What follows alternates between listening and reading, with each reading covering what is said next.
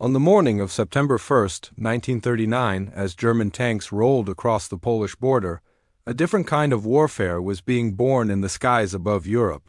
The engineers and test pilots gathered in secret facilities across Britain. Germany, the United States, and Japan knew that whoever controlled the fastest aircraft would control the heavens themselves. Speed wasn't merely an advantage in this coming conflict.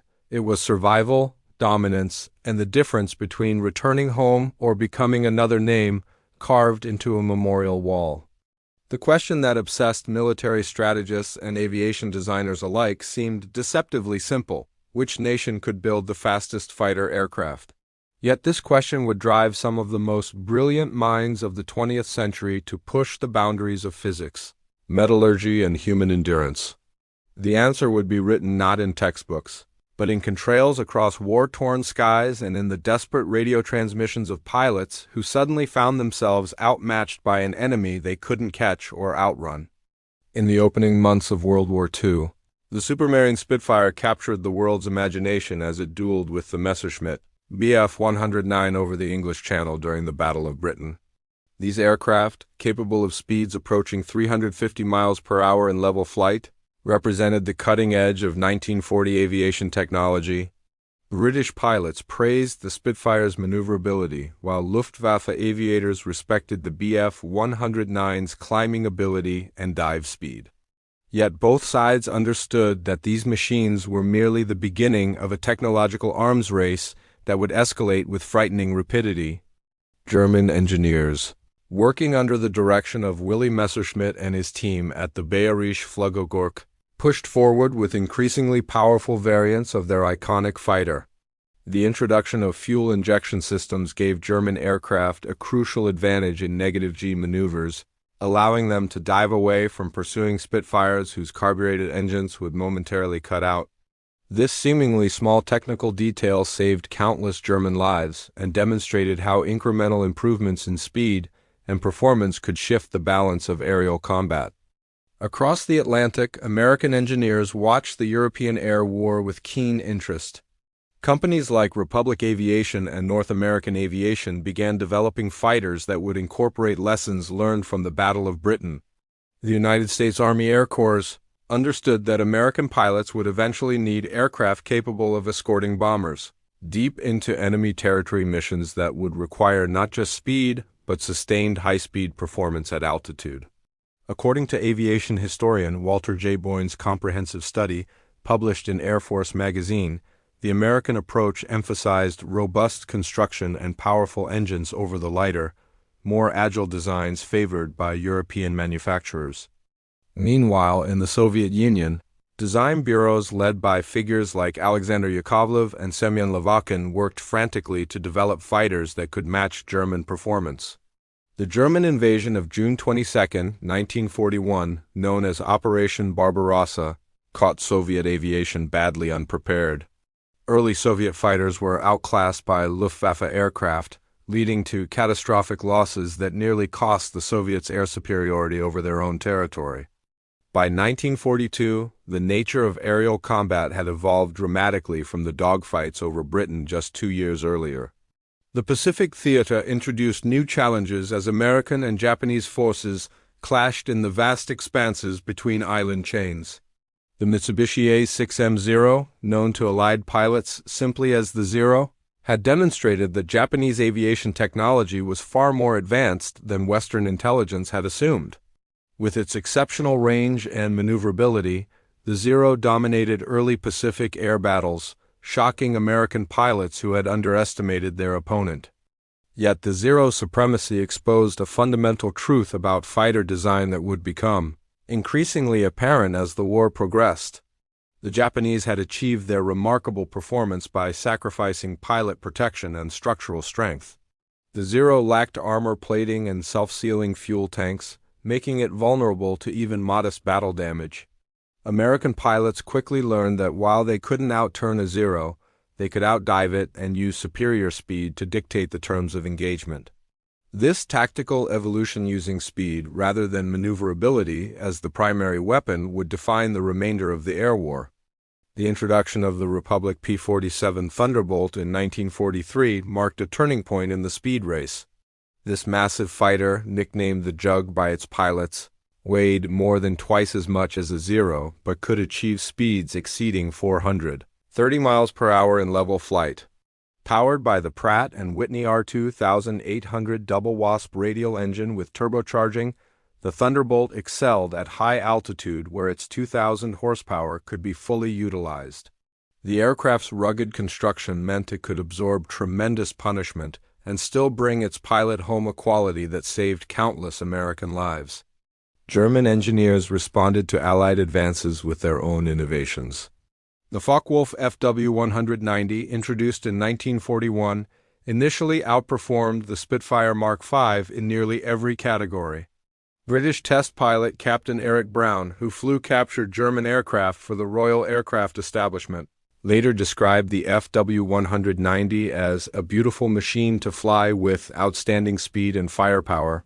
The appearance of this fighter over the Western Front caused serious concern among RAF commanders, who immediately prioritized development of improved Spitfire variants. The FW-190's BMW radial engine produced 1,700 horsepower at takeoff, giving the aircraft exceptional acceleration and climb rate. German ace pilots like Otto Kittel and Walter Novotny achieved remarkable success flying the Butcher Bird, as Allied pilots called it. However, the FW-190 shared the same vulnerability as all piston engine fighters of the era. It was approaching the practical limits of propeller-driven flight. Soviet aviation began closing the performance gap with German fighters through a combination of improved designs and better pilot training. The WWII, which entered service in 1944, proved to be an excellent low-altitude fighter. Soviet pilots appreciated its lightweight and responsive controls, which made it highly competitive against German fighters below 13,000 feet.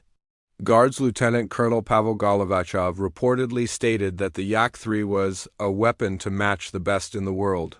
The British continued refining the Spitfire, producing increasingly powerful variants.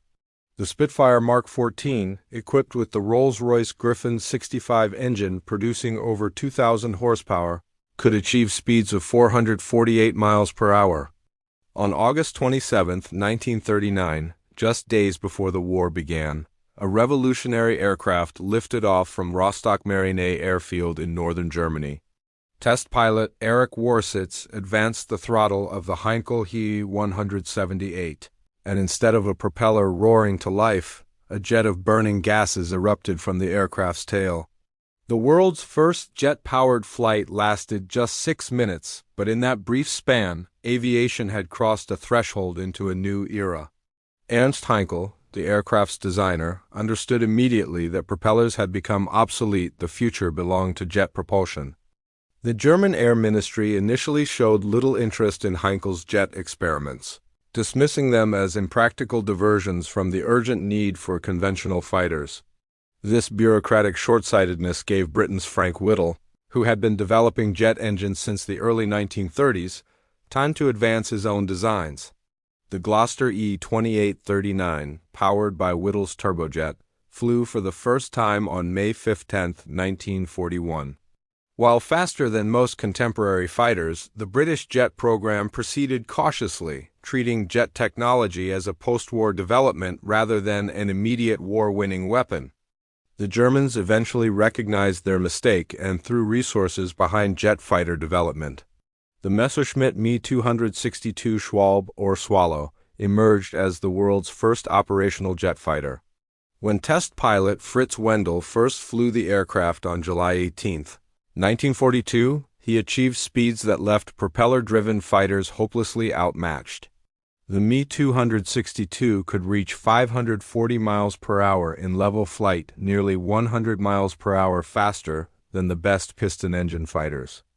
Adolf Galland, one of Germany's most successful fighter aces and general of the fighter arm, flew the Me-262 in May 1943. His report to Hermann Göring was emphatic. This aircraft opens up completely new tactical possibilities. Galland immediately recognized that the jet's speed advantage was so overwhelming that traditional dogfighting techniques became irrelevant.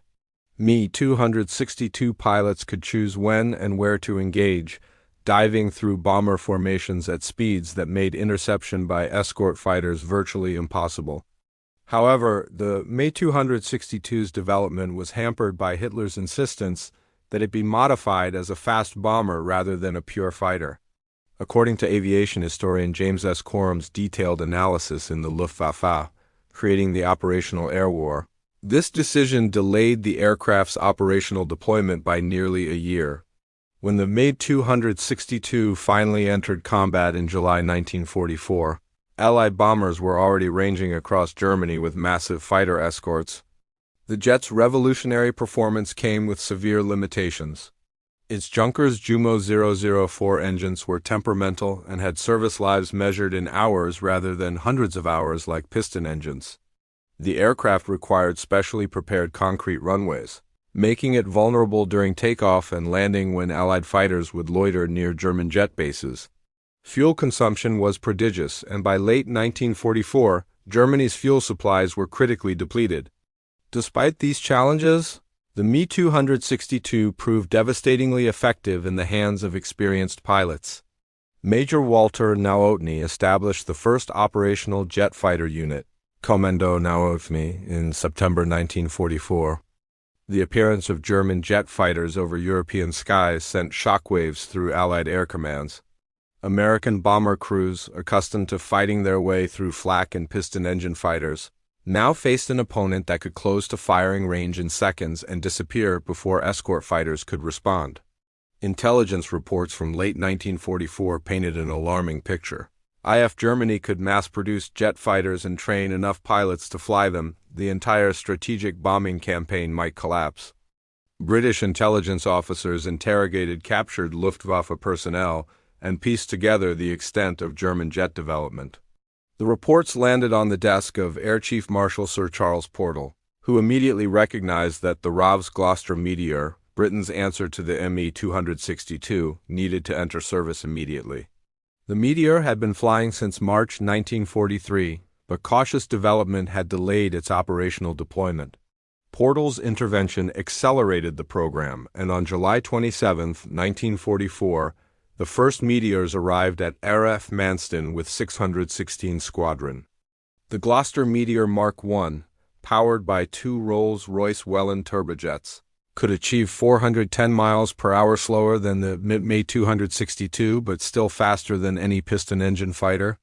The aircraft's twin-engine configuration provided redundancy and made it more reliable than its German counterpart. However, RAF commanders made a crucial decision that would frustrate Meteor pilots throughout the war. The jets were forbidden from flying over German-occupied territory. The Air Ministry feared that a crashed Meteor might provide German engineers with insights into British jet technology. This restriction meant that Meteors spent most of 1944 chasing German V-1 flying bombs over southern England rather than engaging enemy fighters. Flight Lieutenant T.D. Dean scored the Meteor's first victory on August 4, 1944, when he tipped a V-1's wing with his own wingtip, sending the flying bomb crashing into a field. It was an inglorious combat debut for an aircraft designed to dominate the skies, but it demonstrated the Meteor's speed advantage even over the pulse jet-powered cruise missiles. Across the Atlantic, American aircraft manufacturers raced to develop their own jet fighters. The Bell Pa-59 Aerocomet, America's first jet aircraft, flew on October 1, 1942. However, the aircraft's performance disappointed Army Air Force's evaluators. With a top speed of only 413 miles per hour and sluggish acceleration, the Pa-59 was barely faster than the best piston engine fighters and inferior in other performance categories. The aircraft never saw combat, serving instead as a jet training platform for American pilots transitioning to jet-powered flight. Lockheed's design team, led by the legendary Clarence Kelly Johnson, produced a far more successful design. The Piety Shooting Star, which flew for the first time on January 8, 1944, achieved 525 miles per hour in level flight faster than the Me-262. The Piaty's single General Electric I-40 turbojet was based on the British Whittle engine design, demonstrating the value of Anglo-American cooperation in jet technology development. The first P-80s arrived in Italy in late 1944. Assigned to the 51st Fighter Group, American pilots eagerly anticipated combat against German jets, but the war ended before any jet versus jet encounters occurred over Europe. The question of whether the P-80 could have defeated the Me-262 in combat remains one of aviation history's great unanswered questions. While jets represented the future, the final years of World War II saw piston-engine fighters reach their absolute pinnacle of performance. Engineers extracted every possible increment of speed from propeller-driven designs, creating aircraft that pushed right to the edge of physics itself. These machines represented the final evolution of a technology that had carried humanity from the Wright brothers' first flights at Kitty Hawk to the threshold of supersonic flight in just 4 decades. The North American P-51 Mustang emerged as perhaps the most successful fighter of the entire war, and certainly the most important for the Allied victory in Europe. The aircraft's development began with a British Purchasing Commission's request in 1940 for a fighter that could be produced quickly using American industrial methods. North American Aviation's design team, led by Raymond Rice and Edgar Schmude, produced the prototype in just 117 days, a remarkable achievement that spoke to American engineering prowess and manufacturing efficiency. The early Mustangs, powered by Allison engines, showed promise but lacked high-altitude performance. Everything changed when British test pilots suggested mating the Mustang airframe with the Rolls-Royce Merlin engine. The resulting P-51B, which entered service in December 1943, transformed the aircraft into a world beater. At 25,000 feet, the Merlin-powered Mustang could achieve 440 miles per hour, and its laminar flow wing design gave it exceptional range over 1,600 miles with drop tanks. This range proved decisive in the air war over Germany. For the first time, American heavy bombers flying deep penetration raids to targets like Berlin, Schweinfurt, and Regensburg could have fighter escort for the entire mission. Luftwaffe fighters, which had previously attacked bombers with relative impunity once they crossed beyond the range of 47 escorts, now faced Mustangs throughout German airspace. The impact on bomber losses was immediate and dramatic. Lieutenant Colonel John C. Meyer, who commanded the 352nd Fighter Group, later wrote that the P-51 gave American pilots the freedom to take the fight to the enemy on his own territory. Meyer himself shot down 24 German aircraft while flying Mustangs, making him one of the war's top aces. The combination of speed, range, and maneuverability made the Mustang the complete fighter capable of both escorting bombers and engaging enemy fighters on equal or better terms. The Germans responded with increasingly desperate measures to maintain air superiority over the Reich. The Focke-Wulf Ta-152, which entered limited service in January 1945, represented the ultimate development of Kurt Tank's radial engine fighter series. Powered by a Junkers Jumo 213 engine producing over 2,100 horsepower and featuring a longer wingspan for better high-altitude performance, the Ta-152 could achieve 463 miles per hour at 34,000 feet. German test pilots praised the Ta-152's performance, with some claiming it was superior to the WWII in every category.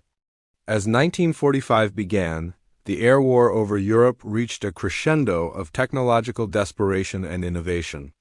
German aircraft designers working in factories threatened by Allied bombing and Soviet advance pursued increasingly radical concepts in a race against time and history. The question of who possessed the fastest fighter had evolved from a matter of tactical advantage to one of national survival for the Third Reich. Every additional mile per hour might translate to a few more bombers shot down, a few more days of resistance, a slight chance of forcing the Allies to negotiate rather than demand unconditional surrender. The Messerschmitt Me-263 Comet represented the most extreme attempt to achieve absolute speed supremacy. This rocket-powered interceptor, which first flew operationally in May 1944, could reach 596 miles per hour in level flight, making it the fastest aircraft to see combat during the war. Pilots who flew the Comet described the experience as unlike anything else in aviation. The aircraft accelerated so rapidly that it pinned them to their seats, climbed nearly vertically, and reached bomber altitudes in under 3 minutes. However, the Comet's revolutionary performance came at a catastrophic price. The aircraft's Walter H. WK-500 Nano rocket motor burned a highly volatile fuel mixture of Seestoff and T-Stoff substances so reactive that any contamination or spill could cause explosions. Several pilots died not from combat but from fuel system failures that dissolved their aircraft around them in mid-flight. The powered flight duration was barely 8 minutes, after which the Comet became a glider that had to land on a skid, leaving the pilot vulnerable during approach and landing. Oberleutnant Fritz Kelp of Jagdgeschwader 400 achieved the first confirmed Comet victory on August 16, 1944, shooting down a Boeing B-17 Flying Fortress. Yet despite their astonishing speed, Comets accounted for only 9 confirmed Allied aircraft destroyed during the entire war. The closure rate was so high that pilots had less than 2 seconds to aim and fire, and the aircraft's limited endurance meant that even minor complications during takeoff or climb could abort the entire mission. British test pilot Captain Eric Brown, who flew a captured Comet after the war, later described it as the most dangerous aircraft I ever flew. Brown noted that while the speed was intoxicating, the aircraft was fundamentally unsuited to combat operations due to its brief powered flight time and hazardous fuel system. The Comet represented the logical extreme of prioritizing speed above all other considerations, a dead-end, evolutionary branch in fighter development. Meanwhile, more practical developments continued in piston engine technology. The Supermarine Spitfire reached its ultimate evolution with the Mark 24, which entered service in April 1945. This final variant, powered by the Rolls-Royce Griffon 61 engine producing 2,375 horsepower, could achieve 454 miles per hour at 26,000 feet. The aircraft bore little resemblance to the graceful Spitfire Mark Is that had defended Britain 5 years earlier.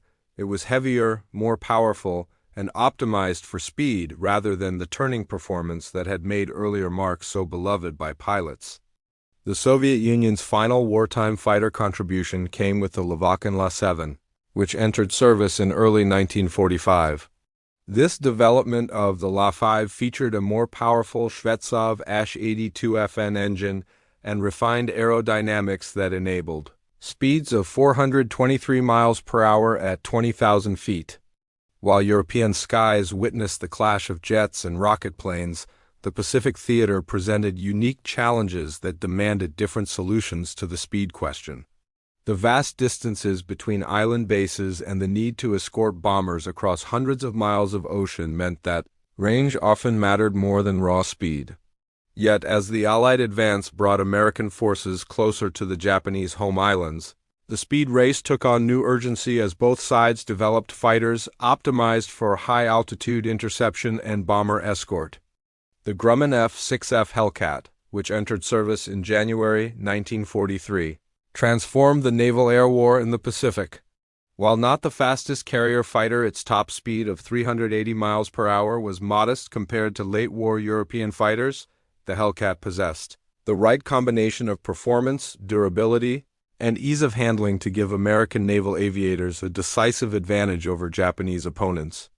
Commander David McCampbell, the Navy's top ace with 34 confirmed victories, achieved all his kills while flying the Hellcat and praised the aircraft's stability as a gun platform. The Japanese responded to the Hellcat threat with increasingly capable fighters. The Kawanishi N-1 KJ Shidenkai, known to American pilots by the reporting name George, entered service in 1944 and proved to be one of Japan's finest fighters. Captain Frederick Trapnell, the U.S. Navy's senior test pilot, flew a captured Shidenkai and reported that it was the most formidable Japanese fighter encountered in the Pacific War. With a top speed of 369 miles per hour and excellent maneuverability at all altitudes, the Shidenkai could engage Hellcats on relatively equal terms. However, Japan's industrial base, increasingly strangled by submarine warfare and strategic bombing, could not produce enough Shidenkais to influence the war's outcome. Manufacturing quality deteriorated steadily throughout 1944 and 1945, with engines failing prematurely and airframe components that didn't meet specifications. Even when Japanese pilots had superior aircraft, they often couldn't maintain them properly or obtain replacement parts when components failed. The Republic P-47 Thunderbolt, which had proven so successful in Europe, also served with distinction in the Pacific. The Thunderbolt's rugged construction made it ideal for ground attack missions, and its excellent dive speed allowed pilots to escape trouble when confronted by Japanese fighters at lower altitudes. The 5th Air Force in the Southwest Pacific became the Thunderbolt's primary user, with aces like Colonel Neil Kirby and Major Gerald Johnson achieving remarkable success in the aircraft. North American's P-51 Mustang arrived in the Pacific in late 1944, and its exceptional range made it invaluable for the strategic bombing campaign against Japan. When Boeing B-29 Superfortresses began operating from the Mariana Islands in late 1944, they initially flew unescorted missions to Japan, a distance of over 3,000 miles round trip. Losses to Japanese fighters and operational accidents were substantial until Mustangs began providing escort in March 1945. The Iwo Jima campaign, fought from February to March 1945 at tremendous cost in American casualties, was justified primarily by the need for an emergency landing field for damaged B-29s and a forward base for Mustang escorts. Colonel James H. Howard, who had achieved ace status in China while flying with the Flying Tigers, transitioned to Mustangs and continued his success in the Pacific. As spring turned to summer in 1945, the question that had driven aviation innovation throughout the war approached its resolution. The fastest operational fighters represented the absolute pinnacle of two distinct technological paths: the refinement of piston-engine aircraft to their physical limits, and the revolutionary leap to jet propulsion that promised to render everything that came before obsolete. Yet determining which aircraft truly deserved the crown as history's fastest World War II fighter required looking beyond simple top-speed figures to understand the complex interplay of altitude performance, acceleration, dive speed, and combat effectiveness. The Messerschmitt Me 262, despite its operational limitations and the chaos of Germany's collapse, achieved the highest sustained level flight speed of any fighter to see combat during the war. Test pilots pushed specially prepared examples to 560 miles per hour at 20,000 feet, and pilots regularly reported speeds exceeding 540 miles per hour in operational missions. No piston-engine fighter could approach this performance, and even the Gloster Meteor fell short by substantial margins. However, pure speed tells only part of the story. The Me-262's brief engine life, vulnerability during takeoff and landing, and the scarcity of trained pilots limited its impact on the war's outcome. According to post-war assessments by Allied intelligence, German jet fighters destroyed approximately 750 Allied aircraft, a respectable but not overwhelming total given the thousands of conventional fighters shot down by piston-engine aircraft throughout the war. The North American P-51 Mustang, with a top speed of approximately 440 miles per hour depending on variant and altitude, was significantly slower than the Me-262. Yet the Mustang's combination of speed, range, maneuverability, and reliability made it arguably the most effective fighter of the war. Over 15,000 Mustangs were built, and they served with distinction in every theater. The aircraft remained in service with various air forces well into the 1980s, demonstrating a versatility and practicality that jet fighters took years to match. In the Pacific, the question of speed supremacy ended not with aerial combat but with nuclear fire. On August 6, 1945, Colonel Paul Tebbets piloted the Boeing B-29 Enola Gay to Hiroshima, escorted by two other B-29s but no fighters. The atomic bomb dropped that day, and the second weapon delivered to Nagasaki 3 days later rendered debates about fighter performance suddenly academic. Japan surrendered on August 15, 1945, ending 6 years of conflict that had transformed aviation from an extension of cavalry reconnaissance to a war-winning strategic weapon. Captain Eric Brown, who systematically flew captured German, Italian, and Japanese aircraft for the Royal Aircraft Establishment after the war, concluded that the May 262 was indeed the fastest fighter of World War II. However, Brown noted in his comprehensive analysis that speed alone does not make a successful fighter. The Mustang's balance of characteristics made it the superior weapon despite its lower top speed, while the FW-190D9 represented the ultimate evolution of piston-engine fighter design. The legacy of World War II's speed race extended far beyond 1945.